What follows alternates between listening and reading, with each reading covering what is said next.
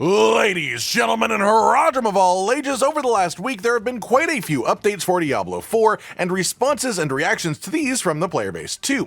So without further ado, let's talk about what's been going on. First up, we had the proper release of patch 2.0.4 on Tuesday. We did go over the patch notes for this in the previous news roundup last week before it released, but while it is a larger patch due to the, obviously increase in number, a large load of the changes are just purely bug fixes, so a lot of these things won't be overly obvious to players what has changed. It's not like a mid-season patch or a balance patch or anything like that. However, immediately following this patch, there was a stream of reports from players bringing awareness to the fact that the patch had actually been a massive backward step for stability. Since the launch of the expansion, Vessel of Hatred, there have been a number of issues causing crashes for people, especially on PC.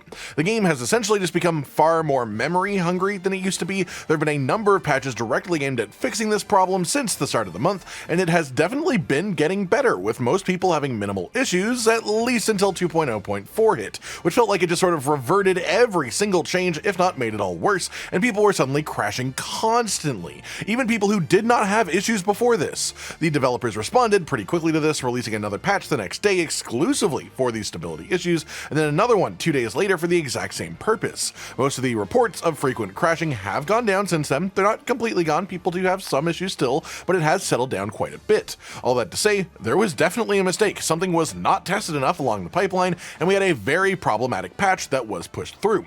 But the response and the quickness of the fix was pretty solid at least, so a negative and a positive really, but of course the positive wouldn't have needed to exist without the negative happening to begin with. That said, there was another very major thing happening in relation to the game changing in patches from the developers, and this is specific confirmation of a big-time, meaningful mid-season patch for Season 6. We've had these relatively major mid-season patches pretty much every season, with the notable exception of Season 5, due to it only being 2 months long instead of 3.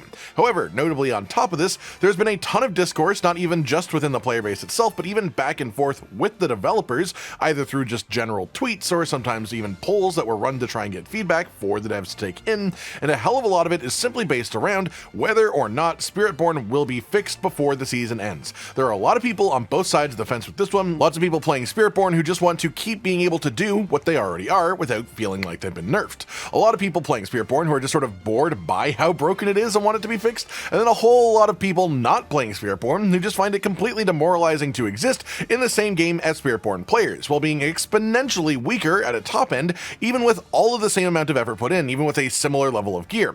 And it especially shows in open world content or in groups where Spiritborn do pretty much everything of note, and then other classes are just sort of also there. And yeah, it's definitely an unhealthy state for the game to be in right now.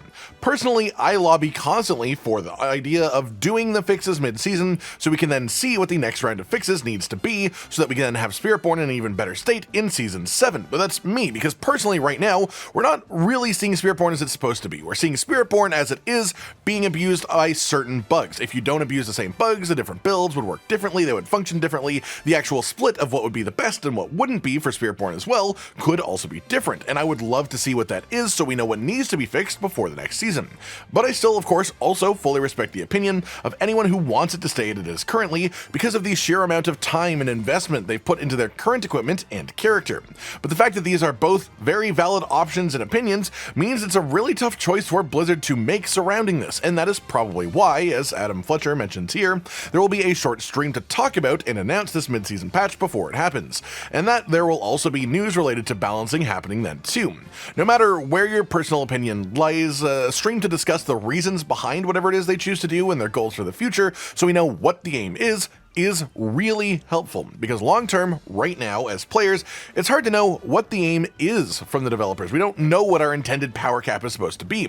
Is the expectation that no player should be able to beat a tier 150 pit, or 140, or 130, or even a 120? What if the expectation is that no one should be able to go above 100 tier pits, and any build that does has some sort of unintended interaction or bug? The truth is, we simply don't know until they tell us. Aside from that, we have just a couple more things that we know the developers are looking into, one being conduit shrines. These have just been completely trashed to actually pick up and use for a while now, honestly, but it's getting some reworks being worked on right now, and while we don't know exactly when this is going to come out, we know that the devs are actively working on the fixes. Then, interestingly, we have a couple of conflicting reports about console co-op, couch co-op. One person is saying that 2.0.4 completely killed the local co-op for the game, it made it worse and practically unplayable, but since the application of 2.04a, which was specifically built for stability improvement, this other person says the exact opposite is now true, that after this patch there are no issues at all with couch co-op. But the main takeaway from my perspective, at least as a player, is that while there may be large problems with console co-op for the game, they are simply not being reported or occurring in high enough volume to be reverse engineered by the developers and then fixed. The simple thing that we can do as players to help with this is if you are someone who plays couch co-op in Diablo 4 and you come across a major issue like these, you want to report them on the forums. You want to record it if you can, like actually take video footage of it if you can. You want to be detailed in your forum report about what was happening when the issue happened and let the devs know. This is how issues get fixed, not by just complaining that couch co-op as a whole is broken, because especially for a feature that is generally not heavily used compared to most of the game, the developers just don't have a whole lot of information on what the problems are to begin with. This isn't me excusing the state of couch co-op, it's just me saying, hey, if we want to get this better as players, this is the best thing that we can do ourselves to help. That just about does it for today then, everyone. Just to sort of look back on the last week, the release of a new numbered patch and the sort of reverberations that has had, the secondary fixes, and importantly the confirmation that we will be getting a mid-season patch, that we will be hearing about balancing, and that there will be a short developer stream going over this in the near future. If I had to put a guess on it, I'd say November 19th might be the actual patch itself, as it is the direct midpoint of the season and on a Tuesday, so a dev stream being on the 13th or 14th with patch notes following that would generally line up with previous patterns for all this type of stuff in the past, but of course that is just speculation. I hope you've all enjoyed this then, and let me know your own thoughts on any of it down in the comments below. Like if you liked the video, subscribe to the notification bell for more, and most importantly, ladies and gentlemen, until next time, stay sweet.